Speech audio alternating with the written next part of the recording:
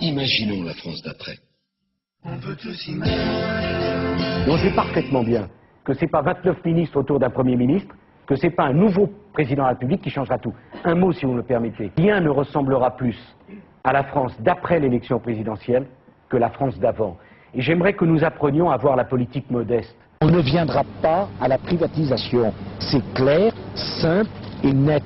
Il n'y aura pas de privatisation d'EDF et Gaz de France. C'est clair, c'est simple et c'est net. Il est en effet clair qu'EDF et Gaz de France doivent pouvoir lutter à armes égales avec leurs concurrents. Pour cela, nous devons les transformer d'établissements publics en sociétés anonymes.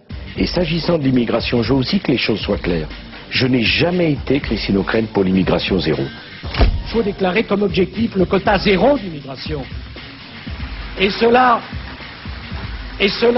sans que nous n'ayons de leçons de racisme à recevoir de personne. La jurisprudence du Conseil d'État est précise.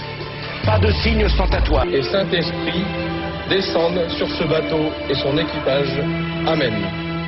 J'ai considéré que l'idée de mettre des caméras vidéosurveillance n'était pas une bonne idée. Je ne vois pas pourquoi et qui peut penser que mettre des vidéos à un certain nombre d'endroits, ça soit un élément d'une société dictatoriale.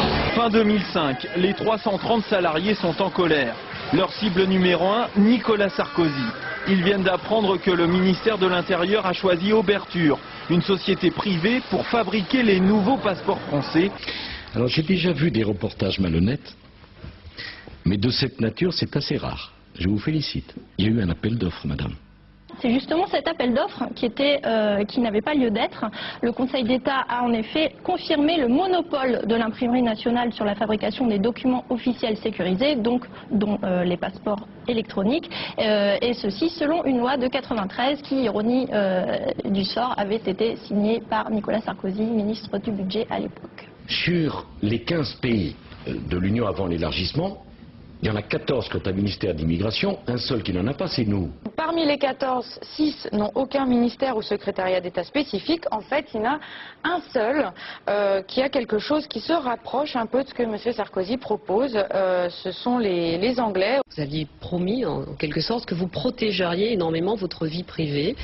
On est suivi par des photographes, c'est comme ça, je m'en plains pas, mais ces photos ont été volées. La Guyane, une pirogue, un couple qui affiche sa réconciliation. Cécilia est de retour et Nicolas Sarkozy entend le faire savoir.